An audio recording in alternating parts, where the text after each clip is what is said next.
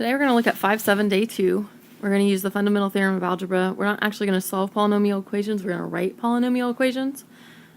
But basically it uses that same theorem. So we're going to name the factors of the polynomial if the zeros are the following. So if these are the three solutions, then we know that this eventually is going to end up being a cubic function. So we know that we're going to have three factors. So we're going to have three sets of parentheses, one for each of these. So if this first one is x equals 1, then what polynomial must that have been with? So basically we want to set it back equal to 0. So we're going to minus 1, minus 1. And we get x minus 1 equals 0, which is what was in the parentheses. So x minus 1 would give us x equals 1, and x equals 1 goes with x minus 1. So hopefully that makes sense. And the next one is x equals 3. So in order for that to say 0, we'd minus 3 minus 3. So we'd get x minus 3 equals 0. So this would be x minus 3. And then the last one is x equals negative 1.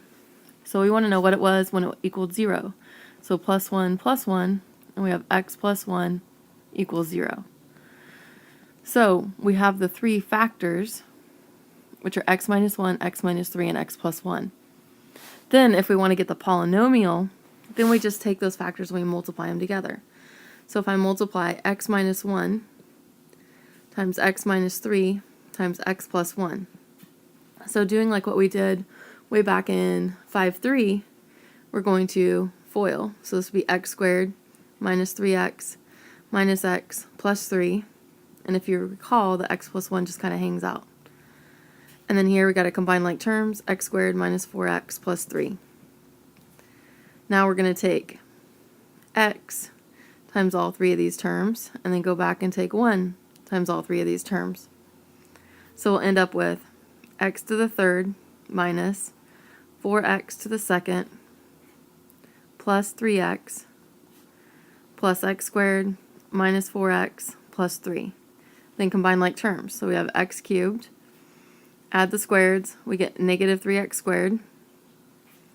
Add the x's, we get negative x, and then we have plus 3. And so that goes with the answer that we're supposed to have. So that's how you write the polynomial if you start with the answers, and then you go to the factors, and then you multiply to get the polynomial. Okay, this problem is a little bit harder than the other one, but you start the same thing. This should be right. So you write a polynomial function f of the least degree that has rational coefficients of 1. That just means that the number in front of x, whatever the leading coefficient is, x cubed or whatever it's going to be, is 1.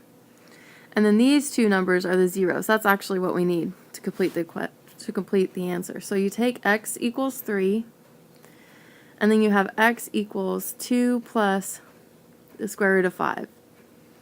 Right? So on this one, we want this guy to say 0. So we have x minus 3 equals 0. And we want this guy to say 0. So we minus 2, and we have x minus 2 equals the square root of 5. And we don't really want to have the square root of 5. So we want to get rid of that by squaring both sides. So now I have x minus 2 squared equals plain old 5. And then I need to minus 5 from both sides. So I have x minus 2 squared minus 5 equals 0. So what I did was make sure that the equations were set equal to 0. So now what I have to do is I have to take x minus 3 times, this guy gets brackets, x minus 2 squared minus 5. Alright, so x minus 3 is just going to hang out for a second while I fix what's in the brackets. So this is actually x minus 2 times x minus 2 minus 5. So again, x minus 3 is just hanging out waiting. So FOIL, that gives us x squared minus 2x plus 4, and then bring down the minus 5. Combine like terms, x minus 3 is just hanging out chilling. Combine like terms, we have x squared minus 4x, and 4 and negative 5 makes negative 1. Now we're ready to go ahead and multiply. So now we're going to take x times everybody and negative 3 times everybody. So I get x to the third minus 4x to the second minus x. So that's what I get when I take x times x squared minus 4x minus 1. Now I'm going to take negative 3 times x squared, and negative 3 times negative 4x, and negative 3 times negative 1. So I'm going to get negative 3x squared plus 12x plus 3. Combine like terms, bring the x cubed down. Next are the squareds, that makes negative 7x squared. Next are the x's, that makes positive 11x. And then finally you bring down the plus 3.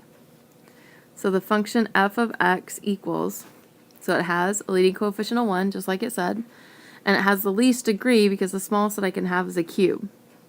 So you might say, why is it a cube when it only gave us 2 equations? Because they didn't give us the other one, because technically it should have been plus or minus the square root of 5, but they only have to give us 1 for us to get the right answer. Okay, let's do another one. I know that's kind of tough. It's okay if it didn't make sense this first time, but we're going to do another one and we'll talk about it in class as well.